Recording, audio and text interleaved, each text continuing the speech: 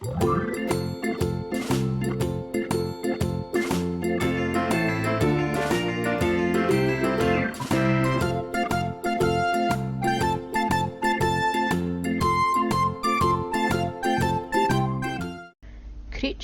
of the water. As well as the land, Scottish rivers, lochs and seas were reputed to hold a number of various unpleasant creatures. Loch Ness is so well known that it's been dealt with in a separate section, but there are other monster-haunted lochs in Scotland apart from Ness. For instance, there's a creature known as Morag that may inhabit Loch Morar in Lochaber. At over 1,000 feet deep, Morar is the deepest freshwater loch in the country, and is also one of the largest, with over 10 square miles of surface water and 5 islands among which Morag could hide. This creature is another that has been present for quite some time, with recorded sightings that stretch back to 1887. The area was once home to a fairly sizable community, but as usual the clearances and the imposition of large sporting estates replaced people with certain managed animals. There have been a reported 30 sightings of Morag, including a number with multiple witnesses. In 1948, 3 years after the end of the Second World War, a party of people were in a boat in the loch when they saw what they called a serpent-like creature about 20 feet long. 20 years later, 2 men in a speedboat apparently rammed her by mistake. When Morag fought back, Duncan MacDonald thumped her with an oar, and his companion William Simpson tried to shoot her with his sporting rifle. They said that she was between 25 and 30 feet long, with 3 brown humps. Whatever it was, it submerged during the battle, and they did not see it again. As usual with Scottish creatures, earlier reports are contradictory. Some say that Morag was regarded as an omen of death, while others depict her as a form of mermaid with long hair and well-developed breasts. Unlike other creatures, however, Morag was often seen in daylight, rising from the depths and moving slowly along the surface. Apparently seeing her or hearing her wail foretold a death in the local clan. The island of Arran, only 2 hours' travel from Glasgow, has Loch Eorsa. This loch has no monster, although there were dark tales that the surface never ruffled even on the wildest days, and at one time it was a place to be shunned. The name is said to mean Loch of the Snakes or Adders, and legends of druids attach themselves to the loch and the glen within which it sits. It is also close to Machrie Moor, on which stand some of the most impressive standing stones and stone circles anywhere. One creature, with no specific home, but which it was best to avoid, was a Bean Nye. This beast was always female and wore green, the Celtic mystical colour. She also had webbed feet, which proved her watery home. She could either be a warning of imminent death, or, if approached properly, she could grant 3 wishes. Another creature with webbed feet was the Boobrie, which was located only in Argyll, the ancient heartland of Dalriada. The Boobrie was a huge black bird that swooped down to eat cattle. Even worse were the blue men of the Minch, who haunted the stretch of water between the Sheant Islands, which were themselves sacred, and the long island of Lewis. The blue men were said to live in underwater caves, and were thought to wreck ships. Waterfalls and pools were the home of the Urushk, part human and part goat. They were not particularly dangerous, and may be a folk memory of the hunter-gatherers who lived in the land before the more settled Celts arrived. They could not be mistaken for the green-clothed water race, who were always female, always had haggard faces, and hauled the unwary into the depths of lochs and still water. However, of all the supernatural creatures that could be met at the waterside, Ych Ushka was perhaps the worst. This was the water-horse, a shape-shifting beast that could take the form of a beautiful horse or a handsome young man. If anybody was unwary enough to ride astride the horse, it would plunge into the water, taking the victim with him, and once beneath the surface it would eat its rider, save for the liver. If a lone woman saw a handsome man standing by the loch or river when she fetched water, or was about to wash clothes, she would also be well advised to keep clear, for the same fate would befall her. Perhaps this was a method of ensuring young unmarried girls did not fall victim to the smooth talk of a young man. The water-horse was also known to eat cattle or sheep. Such a water-horse was thought to haunt Loch Traig in Lochaber. The name is said to mean Loch of Death, and the beast here was thought to be one of the most ferocious. It was apparently capable of both ripping the strongest man apart with its teeth and pounding him to death with its black hooves. There have been no sightings since a dam was built in 1929 and the loch became a reservoir and was used in Scotland's hydroelectricity scheme. Another dangerous loch was Loch Nandine on the old military road between the lonely castle of Corgarth and the planned village of Tomintoul. This loch was believed to be bottomless and to be the scene of human sacrifice long ago. An attempt to drain Loch Nandine was said to have disturbed a red-capped spirit that threw some of the workmen into the loch and chased the others away.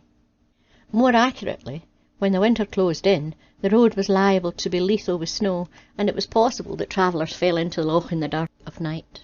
The shellycoat was a water spirit from the borders. This creature gained its name from its coat of rattling shells, which hopefully acted as a warning when it approached, as it was malevolent. The Shoney was another creature that was place-specific, in this case the seas of the islands of Lewis, where selkies were common around many of the coasts of Scotland. Selkies could be seals at sea or humans on land. They could marry humans and breed, and were among the progenitors of some Hebridean clans. Loch na Beast in Gairloch, as the name suggests, was reputed to be the abode of a water-horse, or perhaps a kelpie. The loch is near to the scattered township of Melin Udrigil, and around 1840 the proprietor of the estate, a Mr. Banks, listened to the pleas of his tenants and attempted to get rid of the beast. Apparently it had been seen by a number of people recently, including kirk elders. Mr. Banks pumped water out of the loch and checked the depth, to find it was only 2 metres deep. There was no sign of the beast. Many other lochs have their own stories, such as Loch Marie, that was said to be home to a monster to which sacrifices were made, and Loch na Fiddle, that had a creature that attacked women and children. The Northern Isles of Orkney and Shetland have their own distinctive folklore, part Norse, part possibly from the original Pictish inhabitants. For example, the Shetland Islands had a water-horse known as a Schupelty, which had the same characteristics of the Highland water-horse, but a different name. There was also the Noggle in Shetland, another form of water-horse that was only seen near water-mills, while the Morule was a multi-eyed creature of the seas. There were mermaids, of course, and there were Finfolk. This particular breed of supernatural beings seems to be unique to Shetland and Orkney, with their headquarters, or earthly home, at Ainhallow, which is an island between mainland Orkney and the island of Rousay. This is not a large island, being less than 1/3 of a square mile, or 75 hectares for those who prefer the decimal equivalent. It is also uninhabited and hard to reach, with vicious tides known as roosts guarding the approaches. The locals know the best times to cross. Anybody else may struggle. Like so much in these islands, the name is from the Norse Ein Helga, Holy Island. For those who look no further than the surface, the main feature of the island is the ruins of a medieval church and the legend that there was once a monastery here. That would make sense, given the Celtic Church's liking for establishing holy places on remote islands. Iona and Inchholm spring immediately to mind. At one time, as many as 26 people lived here, but in 1851 the proprietor of the island cleared them after an outbreak of disease, and the island was left to the birds and the ever-present Orkney winds. Bereft of its human population, Ainhallow remained a focus of legend. It was said to be where the Finfolk spent their summer. They were safe here, as they had the power to make the island invisible.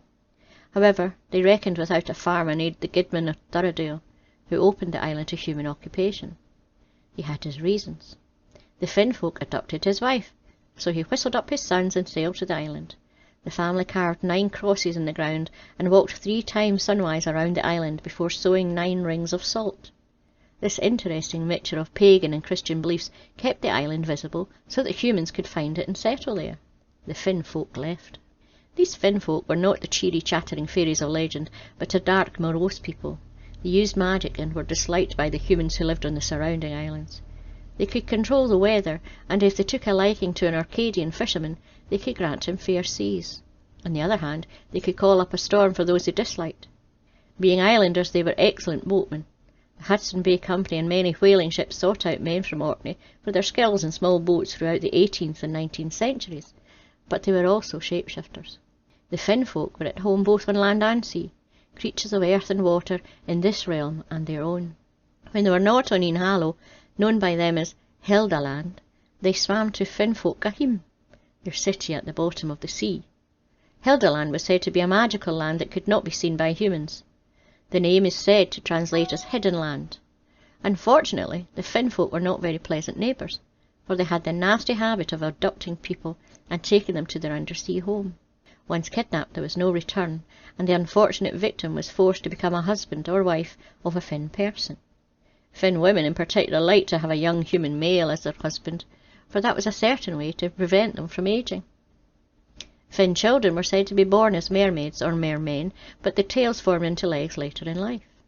The women were extremely attractive, while the men were dark-faced and brooding, so the women preferred a human husband, and a match that would enable them to remain beautiful all their lives. However, if they married a Finn man, they would become old and haggard. The Orcadians believed that it was Christianity that finally removed the Finn folk, but there was some consternation at the turn of the 17th and 18th centuries when Inuit and kayaks were driven across the Atlantic to the Northern Isles, and some people believed that these were the Finn folk returned.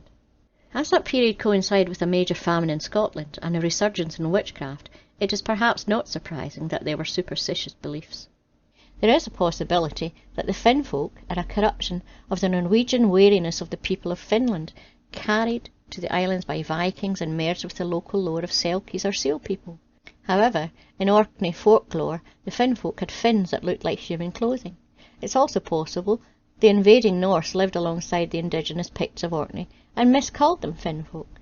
The Norse would be fair-haired and the Picts could be dark and naturally unhappy at this invasion of their islands, particularly given the slave-owning culture of the Norse.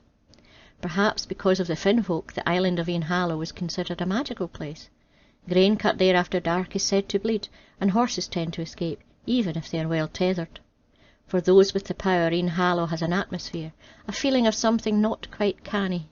It is not decipherable or describable, it's just there, a tingling of the air, electricity in the ground, a feeling of fairness that can enter the soul and be welcome or repelled, depending on the recipient.